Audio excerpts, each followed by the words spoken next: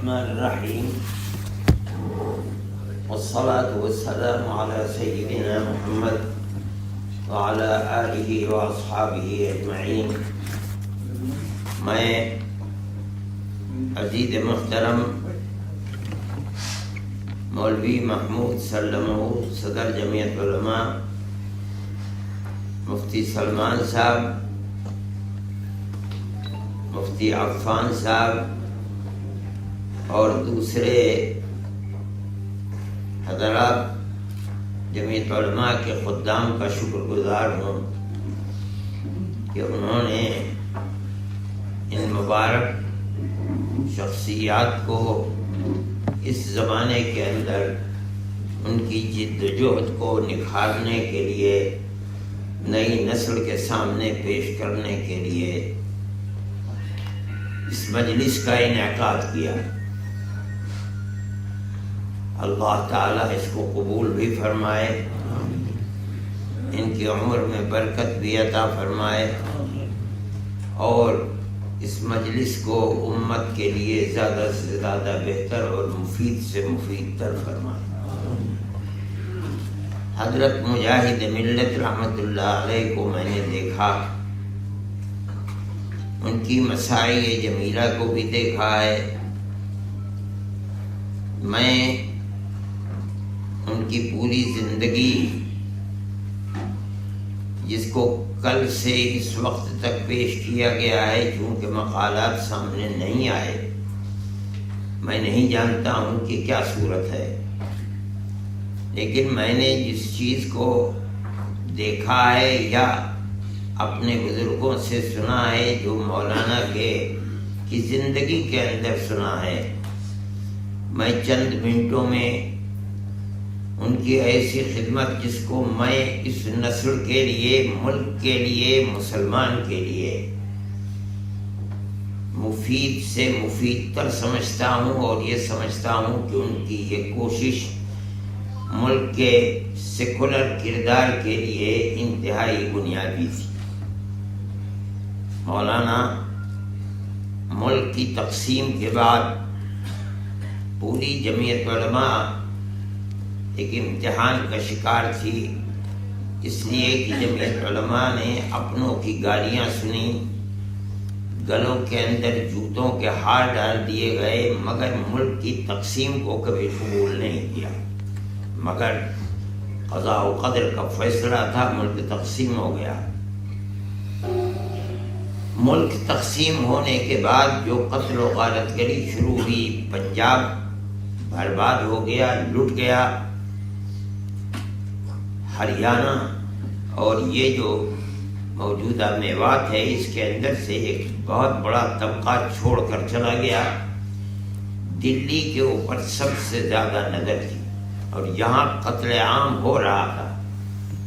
لوگ چھوٹے چھوٹے مجموعے ایک جگہ پڑے ہوئے تھے اور یہ سوچتے تھے کہ کس طرح ہم یہاں سے ہجرت کر جائیں۔ مسلمان قتل ہو رہا تھا گاجر بولی کی طرح۔ اس صورتحال کے اندر یہ مولانا کا کردار ہے۔ میں نہیں سمجھتا ہوں کہ کسی نے لکھا ہوگا اس کو، اس لیے کہ ان کی تاریخ کے اس پہلو کو ملک کے حالات کے پیش نظر بیان کرنے سے ہم خود کتراتے ہیں۔ ماحول ٹھیک رہنا چاہیے، ملک کا خراب نہ ہونا چاہیے۔ مولانا نے مولانا ابوالکلام آزاد کو پکڑا، یہ کہا کہ دلی کے اندر امن نہیں رہ سکتا، ختم ہو جائے گی دلی، مسلمان یہاں گاجر مولی کی طرح کٹ رہا ہے۔ اس کی ایک ہی صورت ہے کہ دلی کو جنوبی ہند کی فوج کے حوالے کیا جائے، ورنہ فرقہ پرست طاقت مسلمان کو دلی کے اندر زندہ نہیں رہنے دے گی۔ مولانا سے خود میں نے یہ بات سنی ہے، مولانا کے ہم نشینوں سے، حکیم اسماعیل صاحب وغیرہ سے، مرحومین ہے سب اس وقت تو، کہ مولانا سے یہ کہلوایا گیا پیغام بھیج کر کہ آپ کو جن مسلمان خاندانوں کو بچانا ہے آپ ان کے نام دے دیجئے، باقی مسلمانوں کو چھوڑ دیجئے۔ مولانا نے کہا یہ کیسے ہو سکتا ہے؟ زندہ رہیں گے، سب زندہ رہیں گے، ہم ان کے ساتھ ہیں، ہم مر جائیں گے تو بات الگ ہے۔ مولانا ابوالکلام آزاد نے گاندھی جی کو اپنے ساتھ لیا، ان کی ذہن سازی کی، اور پھر پنڈت جی کے پاس گئے، ان کی ذہن سازی کی، اور اس کے بعد ظاہر ہے کہ اس میں بنیادی کردار گاندھی جی کا تھا۔ دلی کو فوج کے حوالے کیا گیا، جو فوج جنوبی ہند کی تھی، اور وہ اس فرقہ پرستی کے زہر سے آزاد تھے۔ ملک کے اندر دلی کے اندر چند دنوں کے اندر امن قائم ہو گیا۔ گاندھی جی کے قتل کے اسباب بہت سے ہیں، لیکن ایک بہت بڑا سبب یہ ہے کہ جس دلی کو وہ مسلمان سے بالکل آزاد کرنا چاہتے تھے، آزاد نہیں کر سکے۔ اس کے اندر گاندھی جی کا کردار بڑا بنیادی، لیکن جمعیت علماء سے، دفتر سے جمعیت علماء کی جو تحریک شروع ہوئی تھی، اس کے اندر بنیادی کڑی حضرت مولانا عبد الرحمن صاحب تھے۔ مولانا ابوالکلام آزاد کو پکڑنا، گاندھی جی کی ذہن سازی کرنا، اس کے بعد پنڈت جی کی ذہن سازی کر کے دلی کو اس فوج کے حوالے، یہی بنیاد ہے۔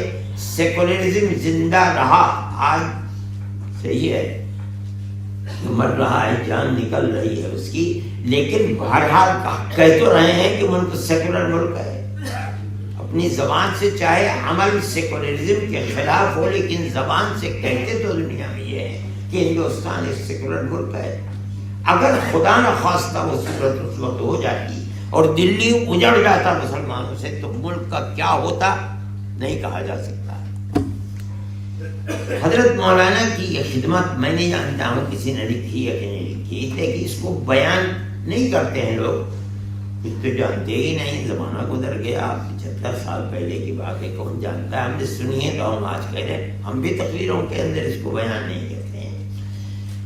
ایک صاحب نے کہا کہ حضرت رحمت اللہ علیہ سے ان کا تعلق تھا، لیکن بیت الارشاد کا تعلق نہیں تھا، یہ صحیح ہے، تعلق نہیں تھا، لیکن وہ بار بار اپنی مجلس میں کہتے تھے کہ میرا جی چاہتا ہے کہ میں حضرت سے بیعت ہو جاؤں، لیکن میں حضرت کے سامنے جس طریقے سے ورکنگ کمیٹیوں میں بات کرتا ہوں، اس طرح میں بات نہیں کر پاؤں گا، اس لیے وہ حضرت رحمت اللہ علیہ سے بیعت نہیں ہوئے۔ لیکن بہرحال ان کا تعلق اپنی جگہ کے اوپر تھا، اور میں اس تعلق کا اظہار اس لیے سمجھتا ہوں، اس طرح بیان کرتا ہوں کہ میری آنکھوں سے دیکھی چیز ہے۔ حضرت رحمت اللہ علیہ کا انتقال ہو گیا، عجیب و غریب حال تھا دارالعلوم دیوبند کا۔ 3 دن تک حضرت رحمت اللہ علیہ کے انتقال کے بعد ختم قرآن کی مجلسیں ہوتی رہیں، اور جب دعا ہوتی تھی تو پورا دارالعلوم کا جو نچلا دارالحدیث اور اس سے متعلق رہا سب ایسے روتے تھے کہ جیسے بے قابو ہے، چیخیں مار مار کے لوگ روتے تھے۔ مولانا عبد الرحمن صاحب بھی آئے اس کے اندر تقریر کرنے کے لیے، ختم قرآن ہوا، اس کے بعد وہ کچھ کہنے لگے، مگر ان کے اندر ہمت نہیں تھی، چند الفاظ بولے اور رونے لگے، اتنا روئے کہ بے قابو ہو گئے۔ پیچھے ان کے دیوار تھی، وہ مجبور ہوئے کہ 2 قدم پیچھے ہٹ کر کے اپنے آپ کو اس دیوار سے لگا دیا، اور پورا مجمع تھا رو رہا تھا، آوازوں سے رو رہے تھے لوگ، اور مولانا تھے کہ آنسو کی جھڑیاں۔ جب آدھ گھنٹے کے بعد تقریباً سکون ہوا تو مولانا نے کچھ کلمات کہے، اس کے بعد بیٹھ نہیں کہہ سکے، یہ ان کا تعلق تھا حضرت سے، لیکن وہ جو چیز تھی بیعت و ارشاد کی وہ نہیں ہو سکی وہ چیز، اور اس کے لیے یہ چیز مانے نہیں۔ آخر میں انہوں نے چاہا بیعت ہونا حضرت رائے پوری رحمۃ اللہ علیہ سے، میں یہ نہیں جانتا ہوں کہ ان سے بیعت ہو سکے یا نہیں، اس لیے کہ اس وقت ان کے اندر جانے کی طاقت نہیں رہ گئی جو لوگ کہہ سکتے ہماری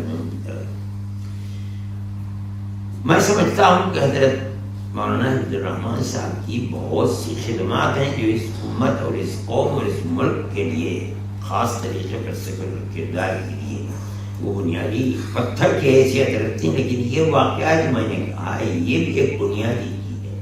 اگر اس وقت دلی اجڑ جیسے کہ فرقہ پرست طاقتوں کی گویا کہ ایک بنا بنایا پروگرام تھا اور کوشش تھی، یہاں مسلمان کو وجود نہ رہے، اور یہ خدا نخواستہ ویسے ہی ہو جاتی دلی سے پنجاب آج کل۔ حضرت مولانا عبدالرحمن صاحب کے بارے میں یہ بات آئی سامنے کہ حضرت کے وصال کے بعد وہ آئے ہیں، ایسی بات نہیں ہے۔ حضرت نے اپنی زندگی کے اندر انہیں بلا لیا تھا، جب تک حضرت کے اندر طاقت رہی کہ وہ رکشا پر بیٹھ کر کے دارالحدیث جا سکیں، حضرت جاتے رہے۔ جب حضرت کے جسم سے یہ طاقت بھی نکل گئی تو حضرت نے مولانا کو بلایا۔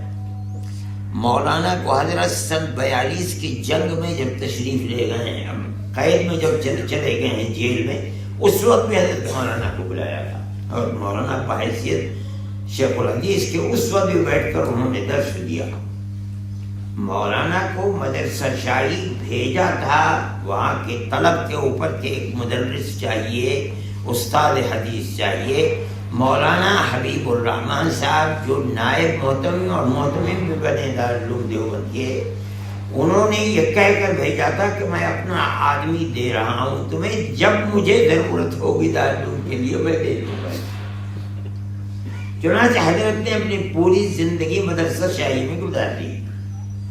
حضرت رحمت اللہ علیہ ان کو جانتے تھے، اور ان کا تعلق حضرت رحمت اللہ علیہ سے ایسے تھا، میں خوب جانتا ہوں، میں نے خود دیکھا ہے کہ حضرت شیخ الحدیث صاحب، حضرت مولانا فخر الدین صاحب جب شورا ہوا کرتی تھی تشریف لاتے تھے، وہ شورا کے ممبر تھے دارالعلوم کے، اور میں نے دیکھا کہ جہاں طالب علم بیٹھ کر عبارت پڑھا کرتا تھا وہاں جا کر کے بیٹھ جاتے تھے اور عبارت پڑھنا شروع کر دیا کرتے تھے۔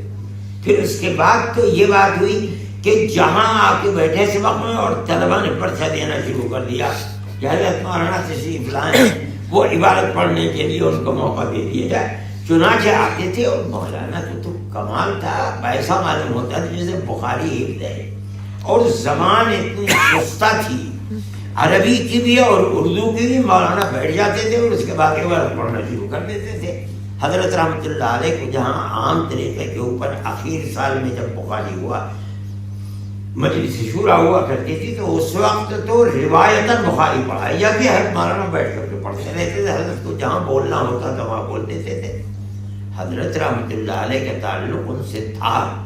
سن 42 کی جیل میں گئے، اس وقت بھی بلایا، اور جب آپ سبق پڑھانے کے لائق نہیں، طاقت آپ کی جس میں رہی، آپ نے ان کو بلا کر کے وہاں سے خود، میں نہیں جانتا ہوں کہ مجلس شورا سے بات ہوئی یا نہیں ہوئی، میں نہیں جانتا ہوں، مجلس شورا کا وہ وقت بھی نہیں تھا۔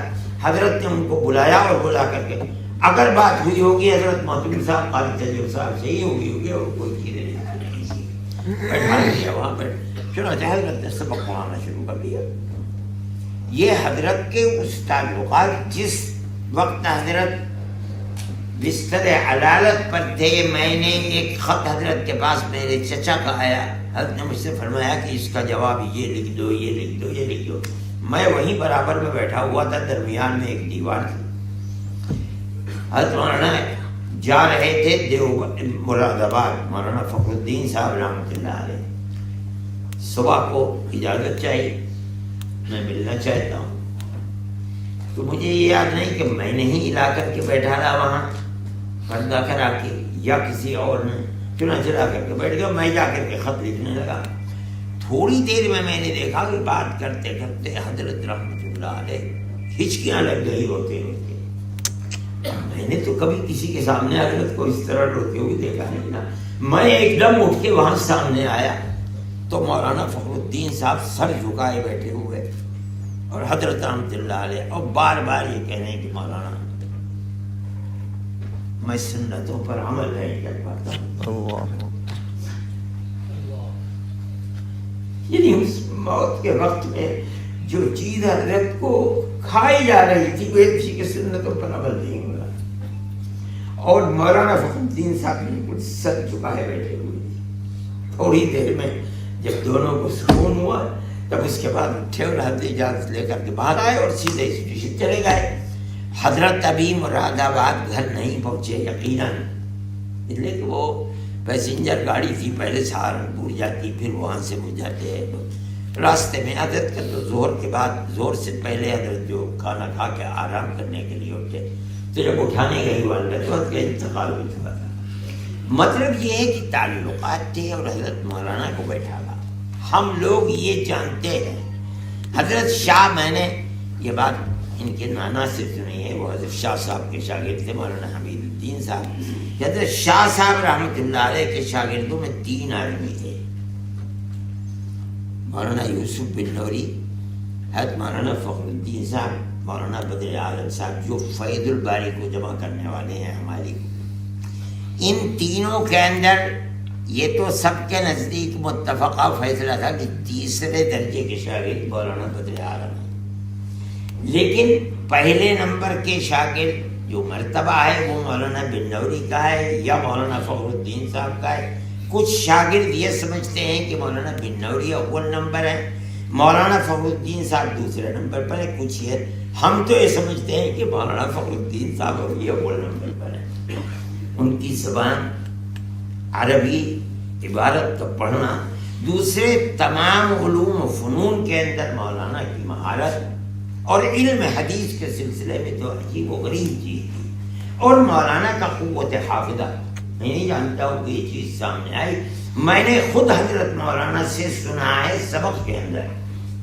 حضرت نے فرمایا، حضرت شاہ صاحب رحمۃ اللہ علیہ نے ایک عربی کا قصیدہ بخاری کے سبق میں اپنا سنایا، 50 اشعار کا. فرماتے تھے میں نے خوب غور سے سنا اس کو، اور اپنے کمرے میں جا کر کے میں نے اس کو نقل کیا وہ حافظے کی بنیاد پر، اور میں نے حضرت شاہ صاحب کو دکھلایا تو حضرت شاہ صاحب نے 2 یا 3 جگہ اصلاح فرمائی. آج تو اگر کہا جائے کہ فقید المثال ہے تو یہ مثال کہاں ملتی ہے؟ اگر وہ اردو کا قصیدہ ہوتا تب بھی مشکل تھا. عربی کا قصیدہ ایک شخص ایک مرتبہ سن رہا ہے، ہو سکتا ہے کہ مولانا اس کے اشعار کو 2 مرتبہ پڑھتے ہوں، کسی مصرے کو 3 دفعہ پڑھتے ہوں، مگر سن کر کے 50 اشعار کے قصیدے کو کمرے میں جا کر کے نقل کرنا اور اس کے اندر غلطی کا ہونا، 2-3 غلطیاں کیا حیثیت ہے؟ قوت حافظہ ان کا فقید المثال تھا. دوسری چیز یہ فرمائی کہ جب میں فارغ ہو گیا تو ان کے کچھ عزیز جے پور میں رہتے تھے، لیکن میں نے یا شاید ان کے والدین بھی گئے ہوں کیا، بہرحال میں نے رمضان جے پور میں گزارنے کے لیے سفر مانگا اور میں جے پور میں چلا گیا. جے پور میں شور مچ گیا کہ اب کی ایک مولوی آیا ہے، ہمیشہ علم ترا کیف سے تراویح ہوا کرتی تھی، اب کی تراویح پورے قرآن کی سنیں گے. اور حضرت فرماتے کہ میں تو حافظ قرآن تھا نہیں. اب میرے لیے ایک امتحان تھی کہ امتحان کیا کہ رمضان سر کے اوپر ہے، وہ کیا اپنی عزت کیسے بچاؤں. فرمانے لگے کہ میں نے تہیا کر دیا، میں سحری کھا کر کے مسجد میں حفظ کرنے کے لیے بیٹھ جاتا تھا اور مغرب تک میں ایک سپارہ حفظ کر لیتا تھا. میں نے خود سنا ہے حضرت کی زبان سے، اور میں نے پورا قرآن تراویح کی اسی طرح سنا دیا. کہاں ہے ایسے آدمی کے اندر کیا تھا؟ آج تو فقید کہیں ملتے ہی نہیں ایسا آدمی، پورے قرآن کو روز آنا ایک سپارہ حفظ کر کے اور پورے قرآن کو تراویح کے اندر سنا دے. کہاں ہے ایسے آدمی؟ حضرت رحمۃ اللہ علیہ کے یہ واقعات ایسے ہیں، ان کی جو زندگی ہے اور انہوں نے کام کیے، اپنے جو ان کے تربیت دینے والے لوگ تھے. حقیقت یہ ہے کہ دارالعلوم کے اندر کچھ چیزیں ایسی تھی جو حضرت رحمۃ اللہ علیہ پر ختم ہو گئی. علم حدیث، دوسرے علوم فنون، حضرت نے یہ سارے علوم و فنون مکہ معظمہ مدینہ منورہ میں پڑھائے تھے. میرے جو چچا تھے وہ کہتے تھے کہ میں نے سلم العلوم تمہارے والد سے میں نے پڑھی ہے حرم کے اندر. اس کے ساتھ ساتھ علم حدیث، اور تیسری چیز وہ تھی جو انہیں حضرت مولانا گنگوہی رحمۃ اللہ علیہ اور حضرت شیخ الہند رحمۃ اللہ علیہ کی قربت کی بنیاد پر جو علم تصوف ملا. یہ تمام کی تمام چیزیں حضرت رحمۃ اللہ علیہ تک دارالعلوم کی دارالحدیث کے اندر جمع ہے. اس کے بعد علم حضرت مولانا فخر الدین صاحب رحمۃ اللہ علیہ علم کے اندر ان کی کوئی کلام نہیں تھا، وہ چیز الگ تھی کہ وہ تربیت جو حضرت گنگوئی رحمۃ اللہ علیہ